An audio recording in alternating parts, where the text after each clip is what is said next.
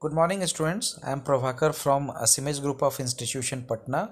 Students, today I am going to deal with Trade Union Act 1926, and in this session I will try to cover up the five sections relevant to Trade Union Act 1926, and in our short video series we will cover up the different sections related to Trade Union Act 1926, and in my further videos we will just go through other acts also relevant to mercantile law. So in this prospect, first we will have to go with the Trade Union Act 1926. If we see on a screen, we can find out that this Trade Union Act 1926 consists of five different chapters. In this first chapter is called preliminary. Then in chapter 2 a registration of trade unions are there, and in chapter 3 rights and liabilities of registered trade union is there. Then in chapter 4 regulations related to trade union is there. Then in chapter 5 penalties and procedure are there. So we are going to start with Trade Union Act 1926 section 1 to 5. First students, हमें ये समझने की ज़रूरत है कि actually trade union का क्या concept है और ये किस प्रोस्पेक्ट में जो है हमें जो है हमारे इंडस्ट्रियल रिलेशन मैनेजमेंट को आईआर के इश्यूज़ को सॉर्ट आउट करने में मदद करता है. द फर्स्ट थिंग दैट कि किसी भी इंडस्ट्री में जो डिफरेंट लेवल्स होते हैं उन लेवल्स के बीच एक जो है कंड्यूसिव एनवायरनमेंट होना चाहिए, एक कंजीनियल रिलेशनशिप होना चाहिए, तभी इंडस्ट्रियल पीस की गुंजाइश होती है और based on those industrial peace we can get the expected level of productivity.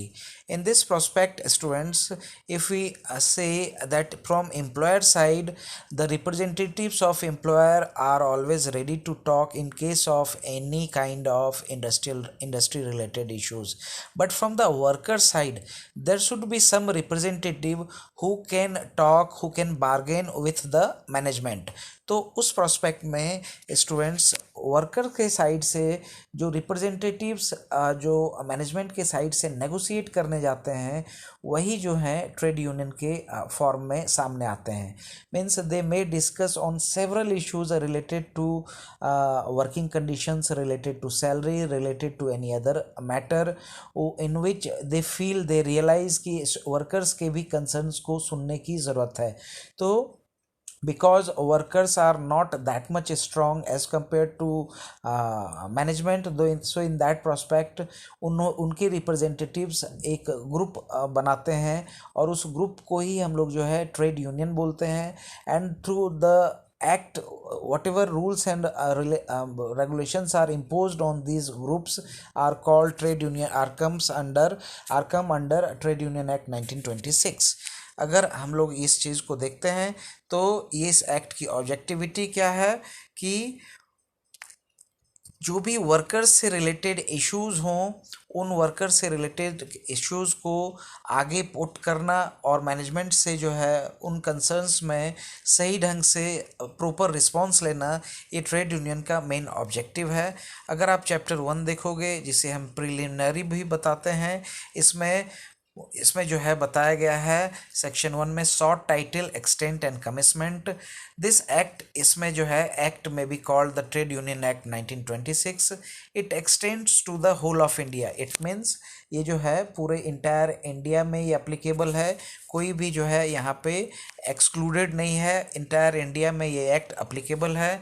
और ये जो है it shall come into force on such date as the central government may by notification in the official gazette appoint. और इसमें जो है section 2 जो है अगर हम लोग स्टूडेंट्स देखेंगे तो ये डिफरेंट डेफिनेशंस की बात करता है. इन दिस एक्ट जो फर्स्ट उसमें जो है सेक्शन 2 में अगर आप देखेंगे तो ए बी स्टार्ट होने से पहले इन्होंने without giving any particular segment इन्होंने अप्रोप्रिएट गवर्नमेंट की बात करी है ट्रेड यूनियन एक्ट 1926 में. मतलब अप्रोप्रिएट गवर्नमेंट कौन होगा? अगर इसका डेफिनेशन हम लोग देखेंगे कि in relation to trade union whose objects are not confined to one state the central government. अगर ऐसा अप्रोप्रिएट गवर्नमेंट मीन्स ऐसा गवर्नमेंट जो कि एक पर्टिकुलर स्टेट में ही लिमिटेड ना रहेगा, तो वैसे वैसे प्रोस्पेक्ट में अप्रोप्रिएट गवर्नमेंट हम लोग सेंट्रल गवर्नमेंट को बोलेंगे, और फिर अगर ये पर्टिकुलर स्टेट टू स्टेट रहेगा तो वैसे केस में अदर ट्रेड यूनियन जो स्टेट गवर्नमेंट ही जो होगा वो अप्रोप्रिएट गवर्नमेंट माना जाएगा। मतलब ये है कि अप्रोप्रिएट गवर्नमेंट का जो रेंज है, अगर इस कंसर्न में आ रहा है कि जिसमें एक स्टेट में उसका जो है परिधि जो है उसका प्रेफरेंस लिमिट नहीं हो रहा है, तो वैसे केस में सेंट्रल गवर्नमेंट अप्रोप्रिएट गवर्नमेंट रहेगा। और अगर वो एक ही स्टेट में कन्फाइन हो रहा है, लिमिट हो रहा है, तो वैसे केस में उसका अप्रोप्रिएट गवर्नमेंट स्टेट गवर्नमेंट रहेगा। इसके बाद सेक्शन 2A में स्टूडेंट्स एग्जीक्यूटिव की बात करी गई है। एग्जीक्यूटिव का मतलब है ट्रेड यूनियन में एग्जीक्यूटिव उस बॉडी को कहते हैं जो कि मैनेजमेंट जो है of that trade union handle करता है। मतलब जो सीनियर लेवल में जो ट्रेड यूनियन के जो मेंबर्स होते हैं उसको हम लोग एग्जीक्यूटिव्स बोलते हैं, जो उस पर्टिकुलर ट्रेड यूनियन की पूरी मैनेजमेंट को हैंडल करते हैं। देन सेक्शन 8(2)B में ऑफिस बेयरर की बात की गई है। ऑफिस बेयरर का मतलब है in the case of a trade union includes any member of the executive thereof but does not include an auditor. Auditor को छोड़ के एग्जीक्यूटिव के साथ काम करने वाले किसी भी मेंबर को हम लोग ऑफिस बेयरर के नाम से जानेंगे एज पर सेक्शन 2B में। देन प्रिस्क्राइब का मतलब है द मैनर, जो जिस मैनर में जो means prescribe by regulation made under this act, जिस रेगुलेशन को जिस तरीके से बनाया गया है उसी प्रिस्क्राइब मैनर में हम इसको समझने की कोशिश करते हैं। Then registered office, section 2D में रजिस्टर्ड ऑफिस की बात करी गई है, और इसका मतलब स्टूडेंट्स ये होता है कि वैसा ऑफिस जहाँ पे उस ट्रेड यूनियन का हेड ऑफिस है उसी को हम लोग रजिस्टर्ड ऑफिस मानेंगे। Registered office means that office of a trade union which is registered under this act as the head office thereof. Okay, section 2E में हम लोग रजिस्टर्ड ट्रेड यूनियन का मतलब ये है कि ट्रेड यूनियन जो कि इस एक्ट के अंदर प्रॉपर वे में रजिस्टर्ड है। Okay, section 2F registrar means जो कि ट्रेड यूनियन के रजिस्ट्रेशंस के एक्टिविटीज़ को एग्जीक्यूट करता है उसी को हम लोग रजिस्ट्रार बोलते हैं।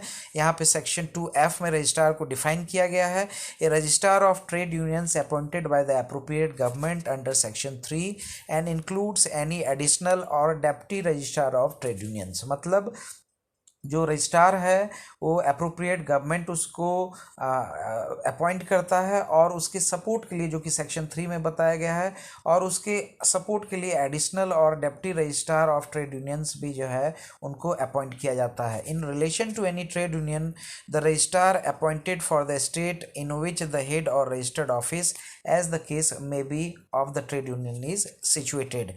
मतलब रजिस्ट्रार जो है उस स्टेट में जहाँ पे उस ट्रेड यूनियन का हेड ऑफिस या रजिस्टर्ड ऑफिस है वहाँ पे अपॉइंट किया जाता है। नाउ सेक्शन 2G में ट्रेड डिस्प्यूट की बात करी गई है। स्टूडेंट्स, ट्रेड डिस्प्यूट का मतलब है इसमें 3 लेवल्स में हम लोग जानेंगे कि ट्रेड डिस्प्यूट जो है कैसे इमर्ज आउट होता है। इस 3 लेवल में जो पहला लेवल है एम्प्लॉयज़ के बीच का लेवल है, मतलब वर्कमैन के बीच जब इश्यूज बनते हैं, और दूसरा लेवल है जब वर्कमैन और एम्प्लॉयर के बीच में इश्यूज बनते हैं। देन थर्ड लेवल इज जब एम्प्लॉयर के बीच में इश्यूज बनते हैं। इन सारे इश्यूज को हम लोग ट्रेड डिस्प्यूट के अंडर में रखेंगे। Then next one is in section 2H में ट्रेड यूनियन का मतलब बताया गया है। इस ट्रेड यूनियन का मतलब है कि any combination whether temporary or permanent formed primarily for the purpose of regulating the relations between worker and employers, or between workmen and workmen, or between employers and employers, or for imposing restrictive conditions on the conduct of any trade or business, and includes any federation of 2 or more trade unions। मतलब यहाँ पे students trade union को different levels जो मैंने अभी बताए उस levels में भी देखा जाता है, और जहाँ पे restrictive conditions on the conduct of any trade और बिजनेस है उस प्रोस्पेक्ट में भी ट्रेड यूनियन को देखा जाता है। And includes any federation of 2 और मोर ट्रेड यूनियंस, मतलब जहाँ पे और भी जो ट्रेड यूनियंस हैं 2 और 2 से अधिक ट्रेड यूनियन का भी जो फेडरेशन है उसको भी ट्रेड यूनियन के प्रोस्पेक्ट में देखा जाएगा। Okay, Now we are just going to study registration of trade union which comes under chapter 2.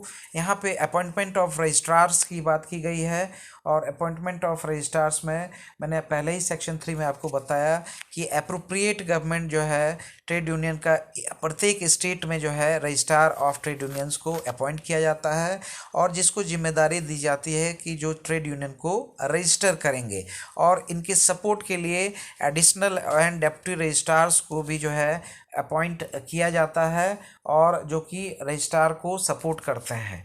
ये सेक्शन 3 में हमें बताया जाता है। देन कम्स सेक्शन 4 स्टूडेंट्स, यहाँ पे हम ये देखते हैं कि मोड ऑफ रजिस्ट्रेशन क्या रहेगा। किसी भी ट्रेड यूनियन में 7 मेंबर, एनी 7 और मोर मेंबर्स ऑफ ट्रेड यूनियन में बाय सब्सक्राइबिंग देयर नेम्स, अपना नाम को वो सब्सक्राइब करके under the rule of trade union और उसके बाद जो है अपने इसको जो है रजिस्ट्रेशन के प्रोसेस को पर्टिकुलर रजिस्ट्रेशन फॉर्म में अप्लाई करके ट्रेड यूनियन एक्ट में जो है रजिस्ट्रेशन के मोड को इनिशिएट कर सकते हैं। ठीक है।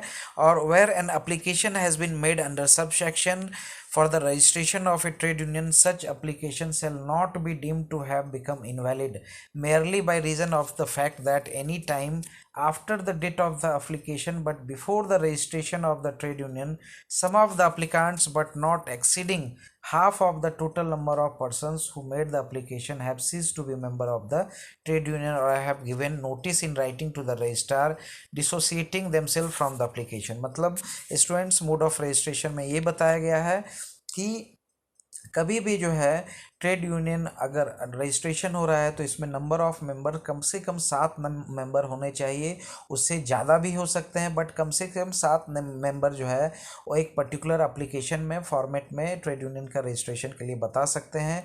और इसमें कंडीशन में दूसरी कंडीशन क्या बताई गई है कि अगर उसमें से जो है कम से कम 4 जो है बिफोर मतलब 4 मेंबर जो है अगर वो ये शो कर रहे हैं कि उन्होंने रजिस्टर होने के पहले वो जो है अगर ये हो जाता है कि वो ट्रेड यूनियन को छोड़ चुके हैं तो वैसे केस में ट्रेड यूनियन का रजिस्ट्रेशन फिर पॉसिबल नहीं हो पाएगा। Then fifth one is application for registration. Application for registration का मतलब ये होता है कि एप्लीकेशन ट्रेड यूनियन को रजिस्ट्रेशन करने में जो है जो रजिस्ट्रार के सामने दिया जाता है उसमें accompanied by copy of the rules उसमें होना चाहिए। जो ट्रेड यूनियन का कॉपी ऑफ द रूल्स उसमें जो ट्रेड यूनियन के डिफरेंट प्रॉस्पेक्ट्स होते हैं उसके बेसिस पे वो होना चाहिए। एंड उसमें जो है कई पर्टिकुलर्स भी जो है रिक्वायर्ड होता है, names, occupation and addresses of the members making the application, the name of the trade union and address of its head office. तीसरी चीज़ क्या है, the titles, names, ages, addresses and occupation of the office bearers of the trade union. इसकी पूरी details होनी चाहिए और जब ट्रेड यूनियन का एग्जिस्टेंस 1 साल से ज़्यादा हो before the making of an application for its registration, उसके बाद जो है ये रजिस्ट्रार को डिलीवर होना चाहिए एप्लीकेशन के साथ और एक जनरल स्टेटमेंट उसमें assets and liabilities of the trade union भी उस फॉर्म में रहना चाहिए और containing such particulars as may be prescribed, और जिन पर्टिकुलर्स की ज़रूरत बताई गई है।